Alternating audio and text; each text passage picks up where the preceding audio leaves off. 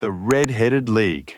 I had called upon my friend, Mr. Sherlock Holmes, one day in the autumn of last year and found him in deep conversation with a very stout, florid-faced, elderly gentleman with fiery red hair. With an apology for my intrusion, I was about to withdraw when Holmes pulled me abruptly into the room and closed the door behind me. "You could not possibly have come at a better time, my dear Watson," he said cordially. "I was afraid that you were engaged." "So I am, very much so." "Then I can wait in the next room." "Not at all. This gentleman, Mr. Wilson, has been my partner and helper in many of my most successful cases, and I have no doubt that he will be of the utmost use to me in yours also." The stout gentleman half rose from his chair and gave a bob of greeting, with a quick little questioning glance from his small, fat and circled eyes. "Try the settee," said Holmes, relapsing into his armchair and putting his fingertips together, as was his custom when in judicial moods. "I know, my dear Watson, that you share my love of all that is bizarre and outside the conventions and humdrum routine of everyday life. You have shown your relish for it by the enthusiasm which has prompted you to chronicle, and, if you will excuse my saying so, somewhat to embellish so many of my own little adventures. Your cases have indeed been of the greatest interest to me," I observed. "You will remember that I remarked the other day, just before we went into the very simple problem presented by Miss Mary Sutherland, that for strange effects and extraordinary combinations we must go to life itself, which is always far more daring than any effort of the imagination. A proposition which I took the liberty of doubting." "You did, Doctor, but nonetheless you must come round to my view, for otherwise I shall keep on piling fact upon fact on you, until your reason breaks down under them and acknowledges me to be right. Now, Mr. Jabez Wilson here has been good enough to call upon me this morning and to begin a narrative which promises to be one of the most singular which I have listened to for some time. You have heard me remark that the strangest and most unique things are very often connected not with the larger but with the smaller crimes, and occasionally, indeed, where there is room for doubt whether any positive crime has been committed. As far as I have heard, it is impossible for me to say whether the present case is an instance of crime or not, but the course of events is certainly among the most singular that I have ever listened to. Perhaps, Mr. Wilson, you would have the great kindness to recommence your narrative. I ask you not merely because my friend Dr. Watson has not heard the opening part, but also because the peculiar nature of the story makes me anxious to have every possible detail from your lips.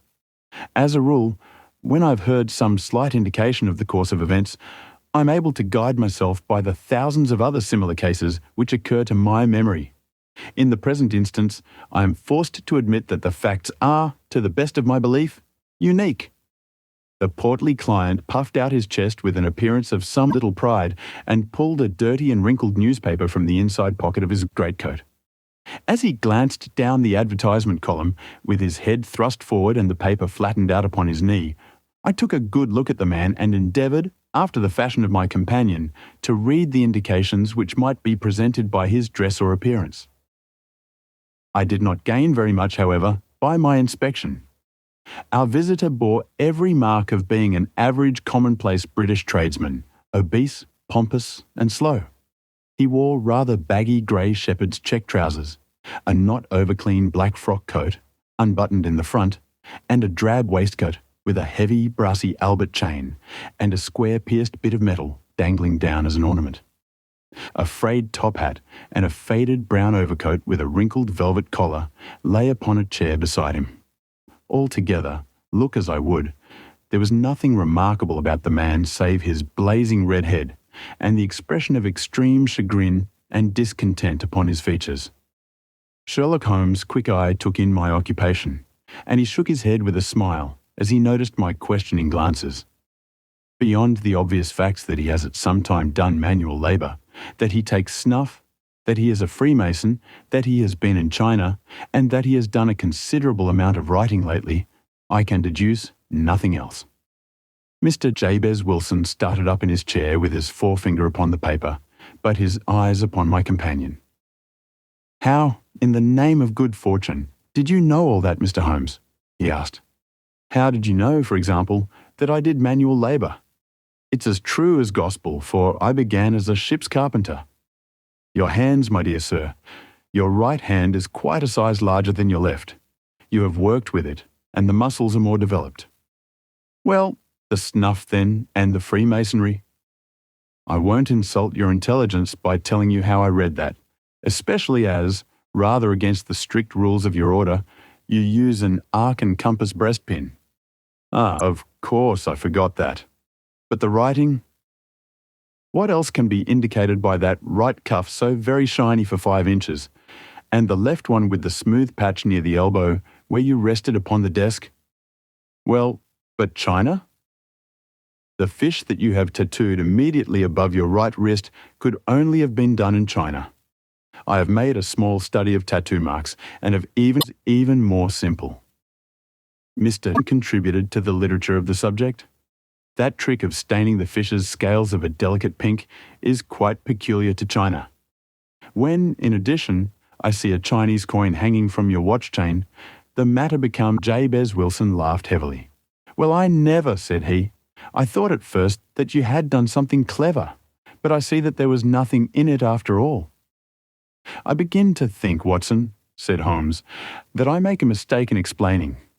Omne ignotum pro magnifico, you know, and my poor little reputation, such as it is, will suffer shipwreck if I'm so candid.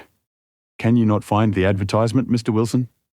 Yes, I've got it now, he answered with his thick red finger planted halfway down the column. Here it is. This is what began it all. You just read it for yourself, sir. I took the paper from him and read as follows. To the Red-Headed League. On account of the bequest of the late Ezekiah Hopkins of Lebanon, Pennsylvania, USA, there is now another vacancy open which entitles a member of the League to a salary of £4 a week for purely nominal services. All red-headed men who are sound in body and mind and above the age of 21 years are eligible. Apply in person on Monday at 11 o'clock to Duncan Ross at the offices of the League, 7 Pope's Court, Fleet Street. What on earth does this mean? I ejaculated, after I had twice read over the extraordinary announcement. Holmes chuckled and wriggled in his chair, as was his habit when in high spirits. It is a little off the beaten track, isn't it? Said he. And now, Mr. Wilson, off you go at scratch and tell us all about yourself, your household, and the effect which this advertisement had upon your fortunes. You will first make a note, Doctor, of the paper and the date.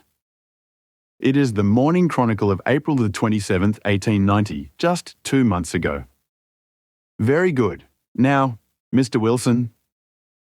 Well, it is just as I have been telling you, Mr. Sherlock Holmes, said Jabez Wilson, mopping his forehead. I have a small pawnbroker's business at Coburg Square near the city.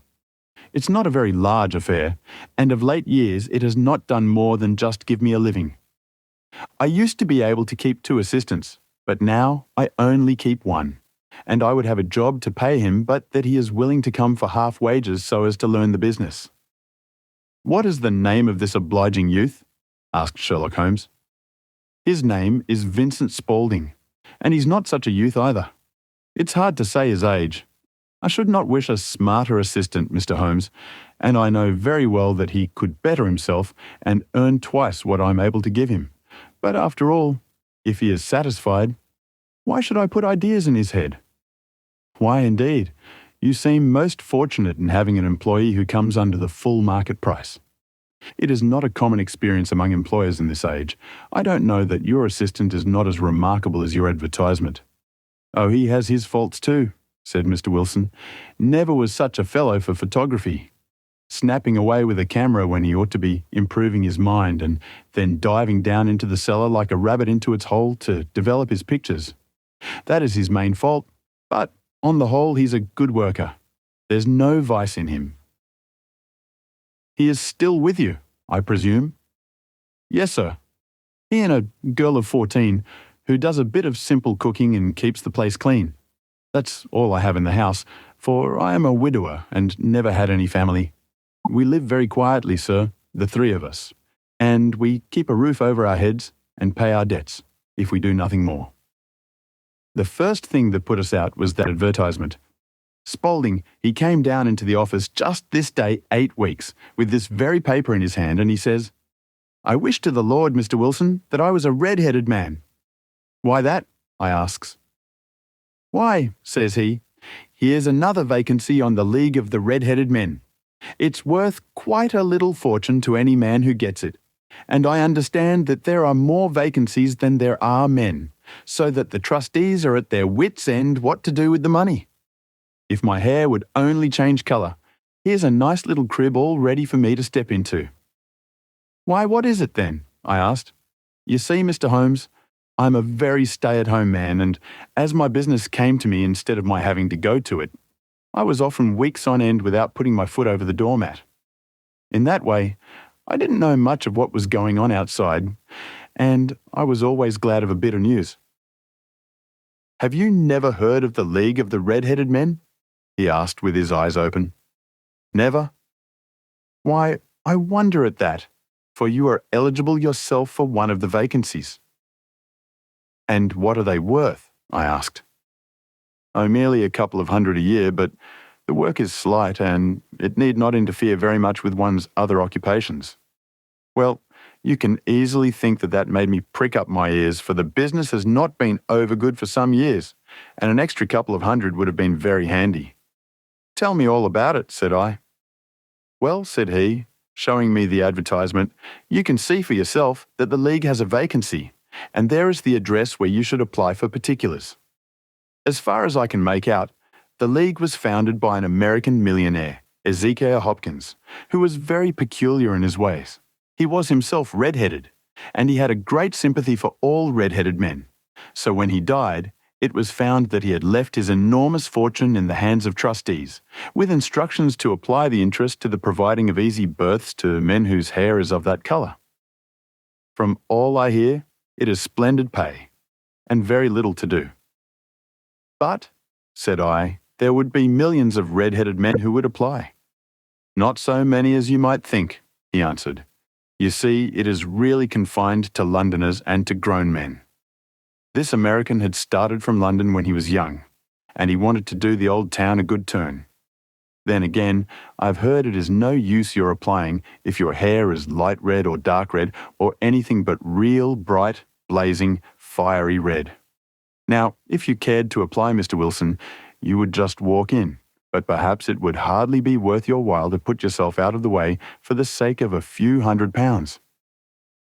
Now, it is a fact, gentlemen, as you may see for yourselves, that my hair is of a very full and rich tint, so that it seemed to me that if there was to be any competition in the matter, I stood as good a chance as any man that I had ever met. Vincent Spaulding seemed to know so much about it that I thought he might prove useful, so I just ordered him to put up the shutters for the day and to come right away with me. He was very willing to have a holiday, so we shut the business up and started off for the address that was given us in the advertisement.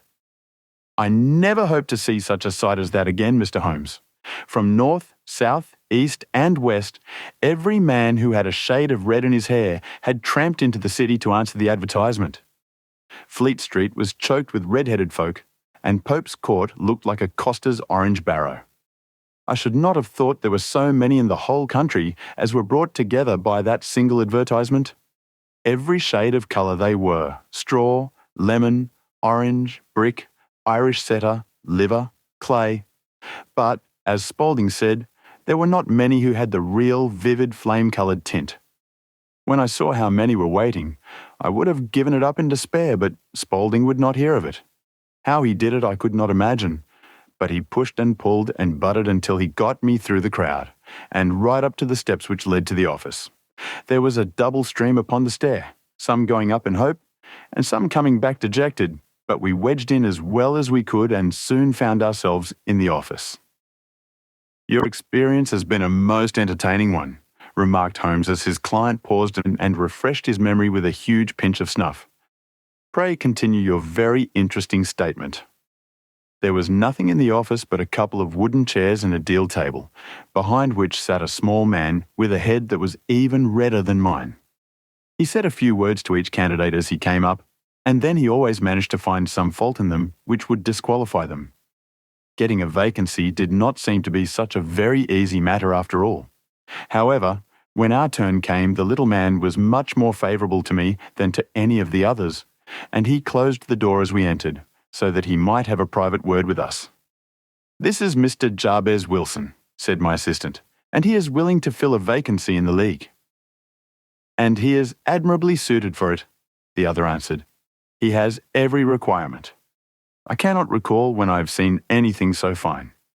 He took a step backward, cocked his head on one side, and gazed at my hair until I felt quite bashful. Then suddenly he plunged forward, wrung my hand, and congratulated me warmly on my success. "It would be injustice to hesitate," said he. "You will, however, I am sure, excuse me for taking an obvious precaution." With that, he seized my hair in both his hands and tugged until I yelled with the pain. "There is water in your eyes," said he, as he released me. "I perceive that all is as it should be, but we have to be careful, for we have twice been deceived by wigs and once by paint. I could tell you tales of cobbler's wax which would disgust you with human nature." He stepped over to the window and shouted through it at the top of his voice that the vacancy was filled. A groan of disappointment came up from below, and the folk all trooped away in different directions until there was not a redhead to be seen except my own and that of the manager. "My name," said he, "is Mr. Duncan Ross, and I am myself one of the pensioners upon the fund left by our noble benefactor. Are you a married man, Mr. Wilson? Have you a family?"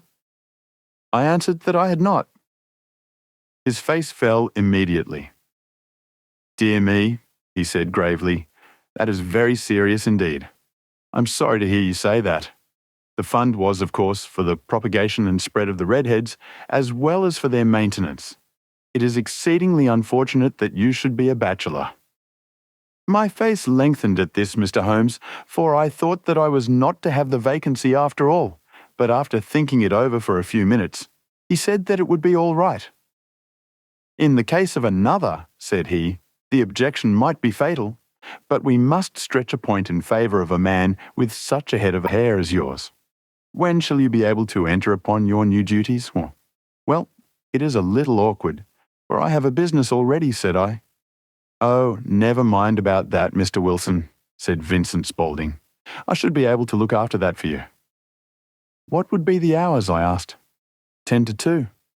Now, a pawnbroker's business is mostly done of an evening, Mr. Holmes, especially Thursday and Friday evening, which is just before payday. So it would suit me very well to earn a little in the mornings. Besides, I knew that my assistant was a good man and that he would see to anything that turned up. "That would suit me very well," said I. "And the pay?" "Is £4 a week." "And the work?" "Is purely nominal." "What do you call purely nominal?" "Well, you have to be in the office, or at least in the building the whole time. If you leave, you forfeit your whole position forever. The will is very clear upon that point. You don't comply with the conditions if you budge from the office during that time.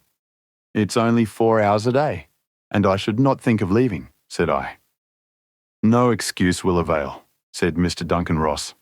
"Neither sickness nor business nor anything else. There you must stay, or you lose your billet." "And the work?" "Is to copy out the Encyclopaedia Britannica. There is the first volume of it in that press. You must find your own ink, pens, and blotting paper, but we provide this table and chair. Will you be ready tomorrow?" "Certainly," I answered. "Then goodbye, Mr. Jabez Wilson, and let me congratulate you once more on the important position which you have been fortunate enough to gain." He bowed me out of the room, and I went home with my assistant. Hardly knowing what to say or do, I was so pleased at my own good fortune. Well, I thought over the matter all day, and by evening I was in low spirits again, for I had quite persuaded myself that the whole affair must be some great hoax or fraud, though what its object might be I could not imagine. It seemed altogether past belief that anyone could make such a will, or that they would pay such a sum for doing anything so simple as copying out the Encyclopaedia Britannica. Vincent Spaulding did what he could to cheer me up, but by bedtime I had reasoned myself out of the whole thing. However, in the morning, I determined to have a look at it anyhow, so I bought a penny bottle of ink, and with a quill pen and 7 sheets of foolscap paper, I started off for Pope's Court. Well, to my surprise and delight, everything was as right as possible. The table was set out ready for me, and Mr. Duncan Ross was there to see that I got fairly to work. He started me off upon the letter A, and then he left me, but he would drop in from time to time to see that all was right with me. At 2 o'clock, he bade me good day, complimented me upon the amount that I had written, and locked the door of the office after me. This went on day after day, Mr. Holmes, and on Saturday the manager came in and planked down 4 golden sovereigns for my week's work. It was the same next week, and the same the week after. Every morning I was there at 10, and every afternoon I left at 2. By degrees, Mr. Duncan Ross took to coming in only once of a morning, and then, after a time, he did not come in at all. Still, of course, I never dared to leave the room for an instant, for I was not sure when he might come, and the billet was such a good one, and suited me so well, that I would not risk the loss of it. 8 weeks passed away like this, and I had written about abbots and archery and armour and architecture and Attica, and hoped with diligence that I might get on to the bees before very long. It cost me something in foolscap, and I had pretty nearly filled a shelf with my writings, and then suddenly the whole business came to an end. To an end?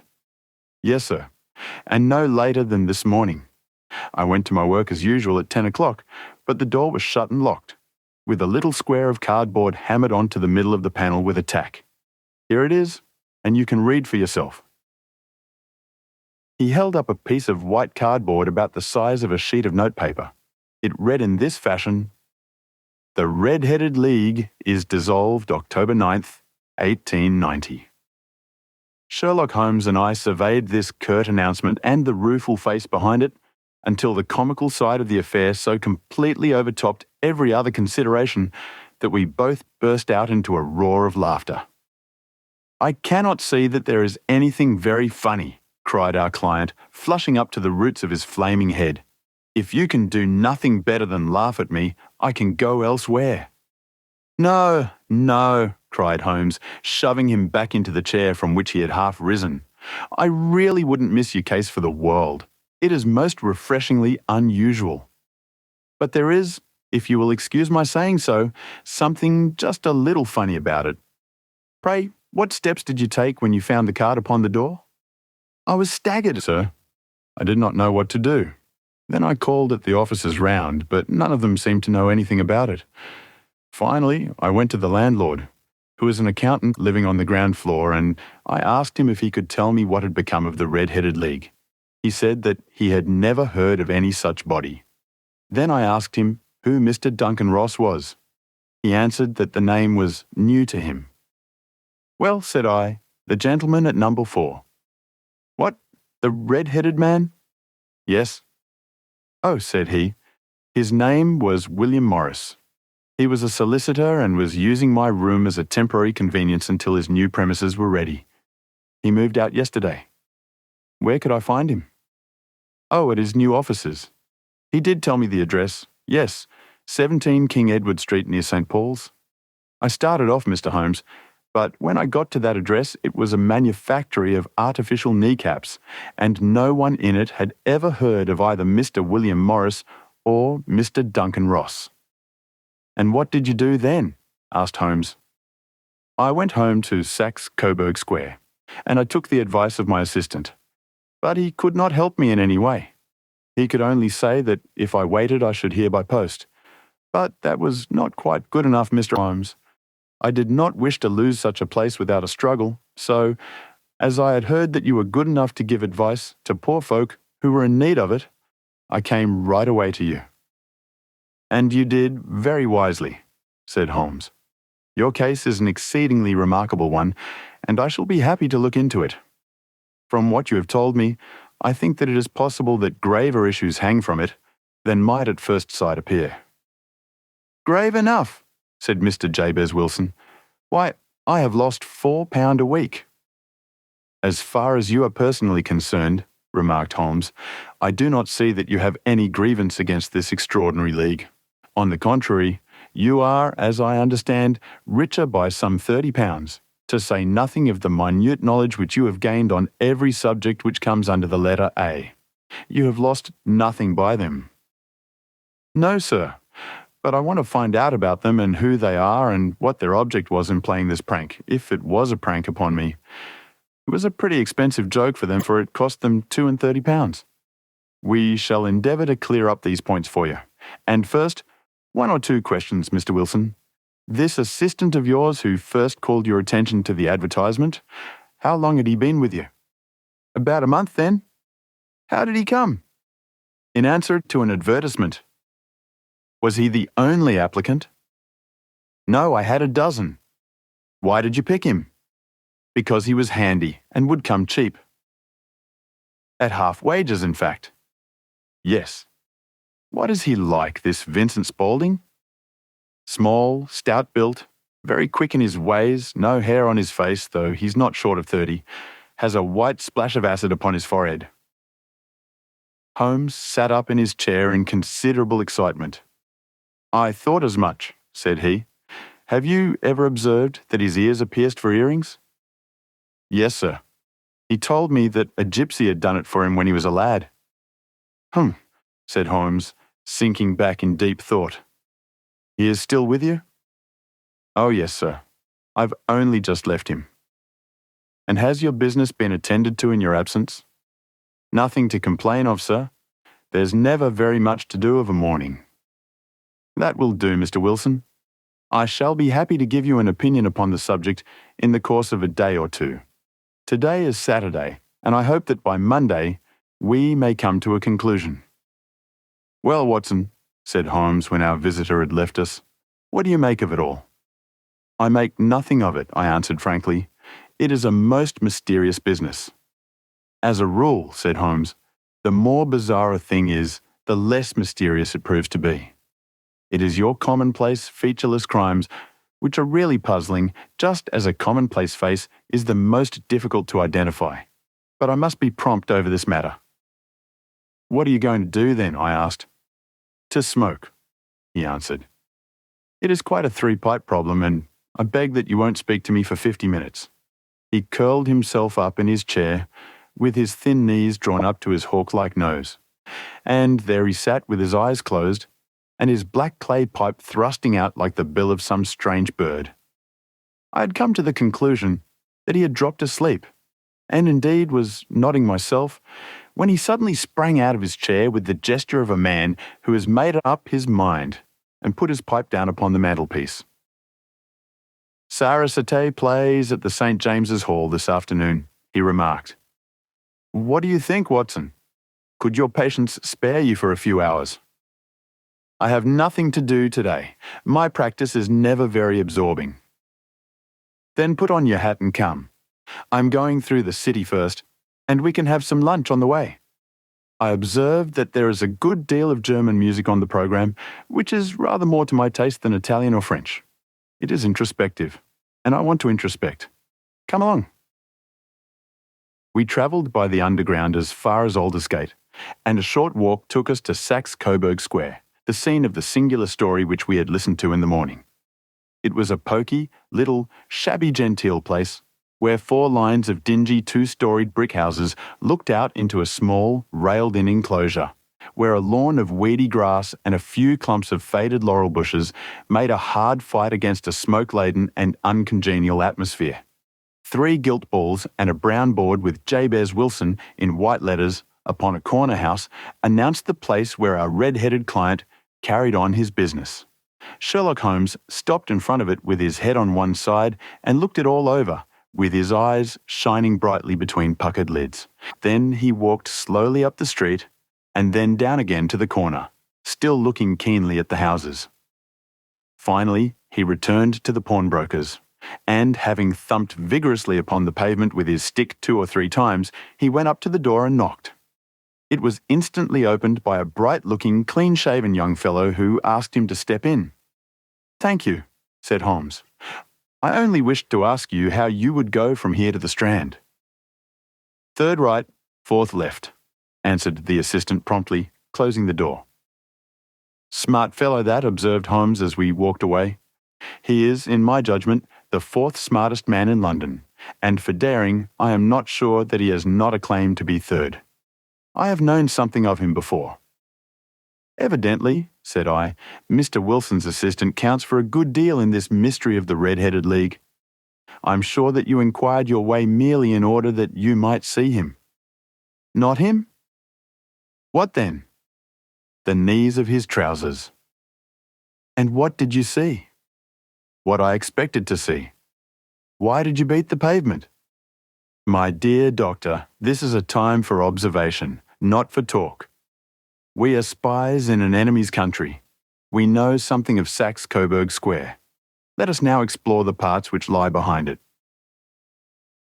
The road in which we found ourselves as we turned round the corner from the retired Saxe-Coburg Square presented as great a contrast to it as the front of a picture does to the back. It was one of the main arteries which conveyed the traffic of the city to the north and west. The roadway was blocked with the immense stream of commerce flowing in a double tide inward and outward, while the footpaths were black with the hurrying swarm of pedestrians. It was difficult to realize, as we looked at the line of fine shops and stately business premises, that they really abutted on the other side upon the faded and stagnant square which we had just quitted. Let me see, said Holmes, standing at the corner and glancing along the line. I should like just to remember the order of the houses here. It is a hobby of mine to have an exact knowledge of London. There is Mortimer's, the tobacconist, the little newspaper shop, the Coburg branch of the City and Suburban Bank, the vegetarian restaurant, and McFarlane's carriage building depot. That carries us right on to the other block. And now, Doctor, we've done our work, so it's time we had some play. A sandwich and a cup of coffee, and then off to Violin Land, where all is sweetness and delicacy and harmony, and there are no red-headed clients to vex us with their conundrums. My friend was an enthusiastic musician, being himself not only a very capable performer, but a composer of no ordinary merit. All the afternoon he sat in the stalls, wrapped in the most perfect happiness, gently waving his long, thin fingers in time to the music, while his gently smiling face and his languid, dreamy eyes were as unlike those of Holmes the sleuth hound. Holmes, the relentless, keen-witted, ready-handed criminal agent as it was possible to conceive. In his singular character, the dual nature alternately asserted itself, and his extreme exactness and astuteness represented, as I have often thought, the reaction against the poetic and contemplative mood which occasionally predominated in him. The swing of his nature took him from extreme languor to devouring energy, and, as I knew well, he was never so truly formidable as when, for days on end, he had been lounging in his armchair amid his improvisations and his black-letter editions. Then it was that the lust of that of other mortals, the chase would suddenly come upon him, and that his brilliant reasoning power would rise to the level of intuition, until those who are unacquainted with his methods would look askance at him, as on a man whose knowledge was not. When I saw him that afternoon, so enwrapped in the music at St. James's Hall, I felt that an evil time might be coming upon those whom he had set himself to hunt down. You want to go home, no doubt, Doctor? He remarked as we emerged. Yes, it would be as well. And I have some business to do which will take some hours. This business at Coburg Square is serious. Why serious? A considerable crime is in contemplation. I have every reason to believe that we shall be in time to stop it. But today, being Saturday, rather complicates matters. I shall want your help tonight. At what time? 10 will be early enough. I shall be at Baker Street at 10. Very well, and I say, Doctor, there may be some little danger, so kindly put your army revolver in your pocket.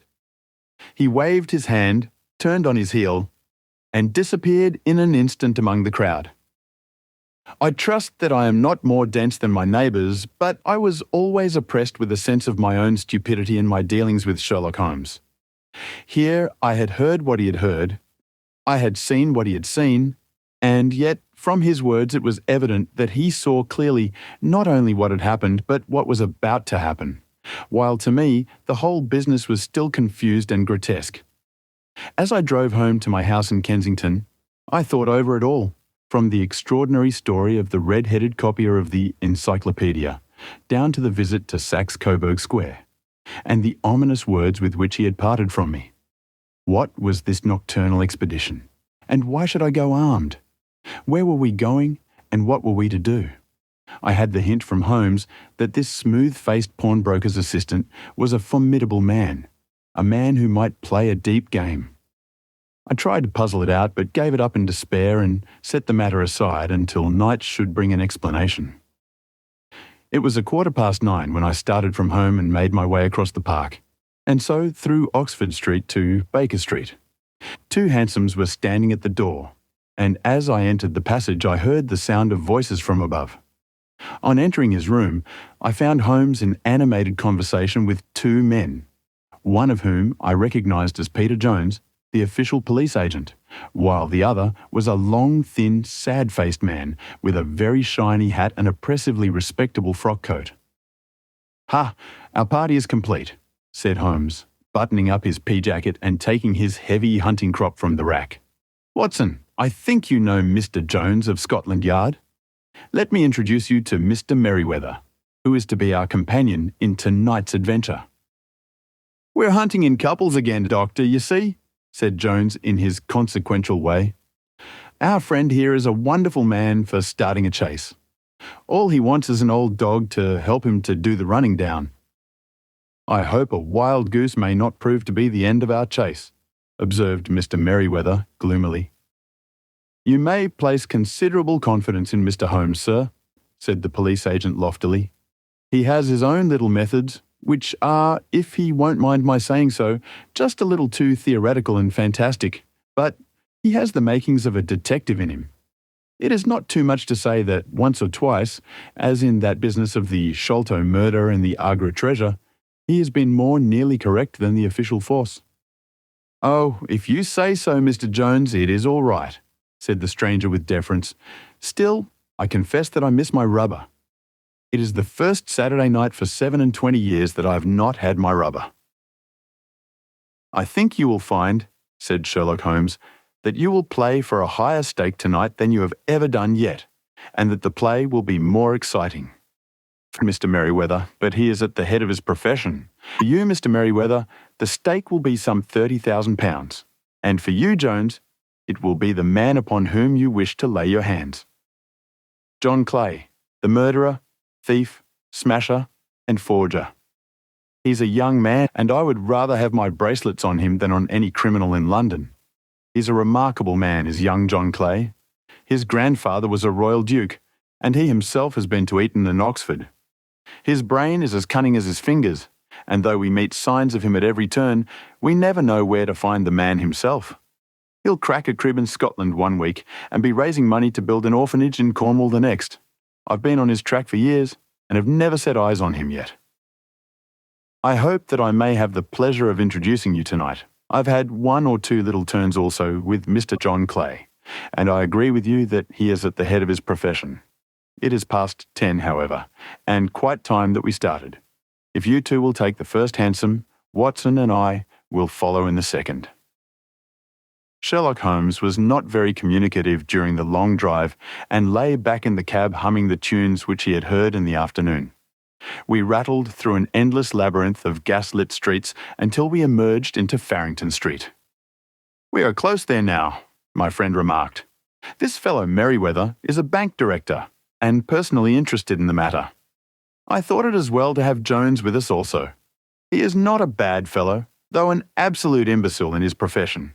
He has one positive virtue. He is as brave as a bulldog and as tenacious as a lobster if he gets his claws upon anyone.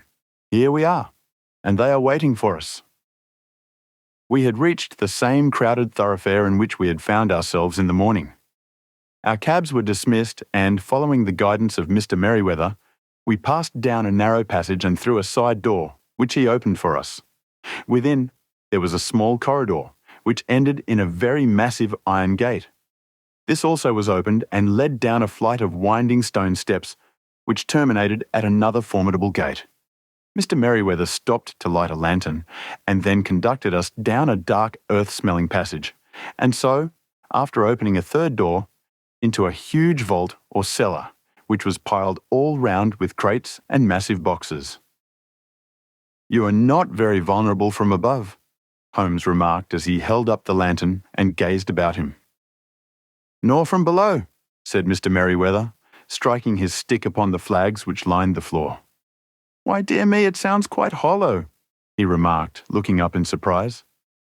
"I must really ask you to be a little more quiet," said Holmes severely. "You have already imperiled the whole success of our expedition. Might I beg that you would have the goodness to sit down upon one of those boxes and not to interfere?"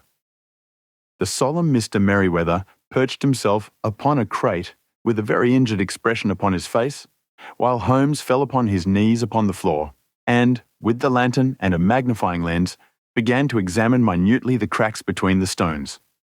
A few seconds sufficed to satisfy him, for he sprang to his feet again and put his glass in his pocket. "We have at least an hour before us," he remarked, "for they can hardly take any steps until the good pawnbroker is safely in bed. Then they will not lose a minute, for the sooner they do their work, the longer time they will have for their escape. We are at present, Doctor, as no doubt you have divined, in the cellar of the city branch of one of the principal London banks. Mr. Merriweather is the chairman of directors, and he will explain to you that there are reasons why the more daring criminals of London should take a considerable interest in this cellar at present." "It is our French gold," whispered the director. "We have had several warnings that an attempt might be made upon it." "Your French gold?" "Yes. We had occasion some months ago to strengthen our resources and borrowed for that purpose 30,000 Napoleons from the Bank of France. It has become known that we have never had occasion to unpack the money and that it is still lying in our cellar. The crate upon which I sit contains 2,000 Napoleons packed between layers of lead foil. Our reserve of bullion is much larger at present than is usually kept in a single branch office, and the directors have had misgivings upon the subject." "Which were very well justified," observed Holmes. "And now it is time that we arranged our little plans. I expect that within an hour matters will come to a head. In the meantime, Mr. Merriweather, we must put the screen over that dark lantern." "And sit in the dark?" "I'm afraid so. I had brought a pack of cards in my pocket, and I thought that, as we were a party carry, you might have your rubber after all. But I see that the enemy's preparations have gone so far that we cannot risk the presence of a light. And first of all, we must choose our positions. These are daring men, and though we shall take them at a disadvantage, they may do us some harm unless we are careful. I shall stand behind this crate, and do you conceal yourselves behind those. Then, when I flash a light upon them, close in swiftly. If they fire, Watson, have no compunction about shooting them down." I placed my revolver, cocked, upon the top of the wooden case behind which I crouched. Holmes shot the slide across the front of his lantern and left us in pitch darkness. Such an absolute darkness as I have never before experienced. The smell of hot metal remained to assure us that the light was still there, ready to flash out at a moment's notice. To me, with my nerves worked up to a pitch of expectancy, there was something depressing and subduing in the sudden gloom, and in the cold, dank air of the vault. "They have but one retreat," whispered Holmes. "That is back through the house into Saxe-Coburg Square. I hope that you have done what I asked you, Jones. I have an inspector and 2 officers waiting at the front door. Then we have stopped all the holes, and now we must be silent and wait." What a time it seemed. From comparing notes afterwards, it was but an hour and a quarter, yet it appeared to me that the night must have almost gone and the dawn be breaking above us. My limbs were weary and stiff, for I feared to change my position, yet my nerves were worked up to the highest pitch of tension, and my hearing was so acute that I could not only hear the gentle breathing of my companions, but I could distinguish the deeper, heavier in-breath of the bulky Jones from the thin, sighing note of the bank director. From my position I could look over the case in the direction of the floor. Suddenly my eyes caught the glint of a light. At first it was but a lurid spark upon the stone pavement.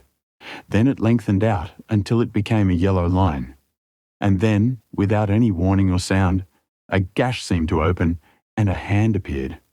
A white, almost womanly hand, which felt about in the centre of the little area of light. For a minute or more, the hand, with its writhing fingers, protruded out of the floor.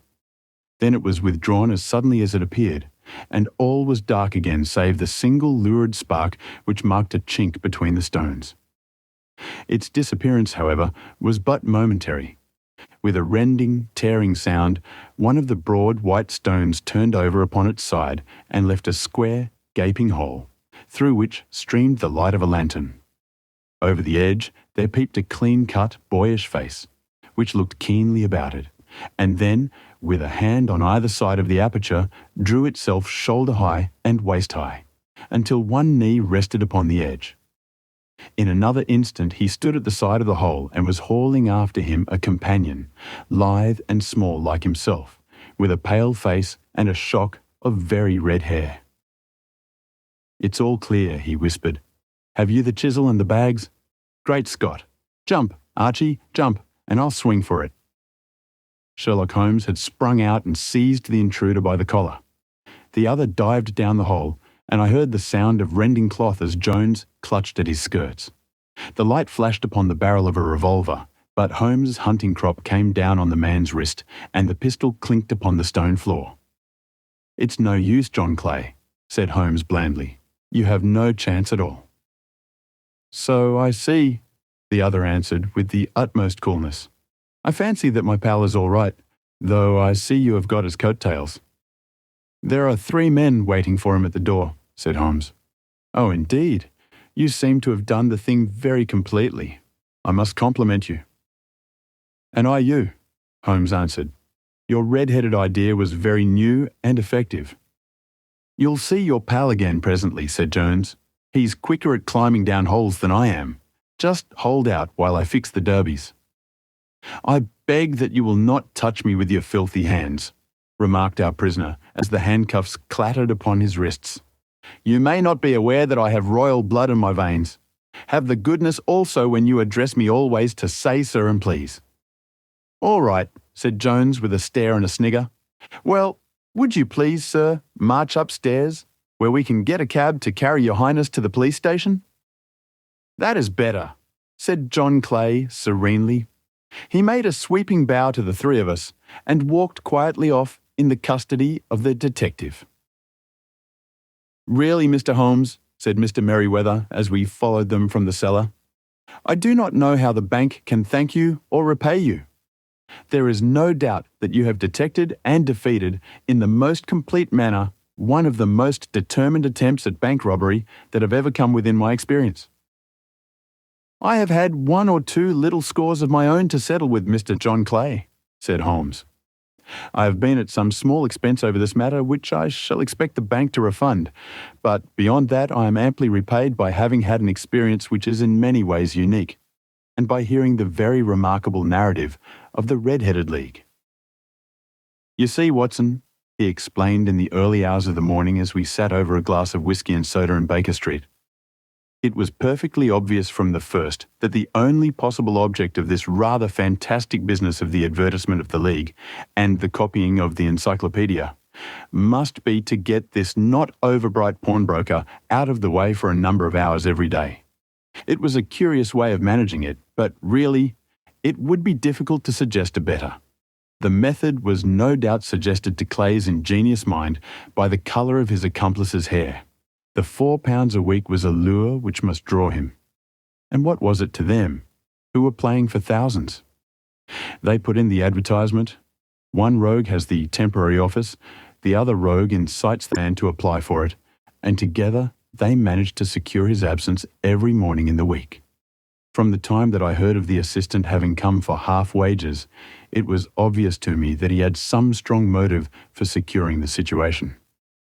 But how could you guess what the motive was? Had there been women in the house, I should have suspected a mere vulgar intrigue. That, however, was out of the question.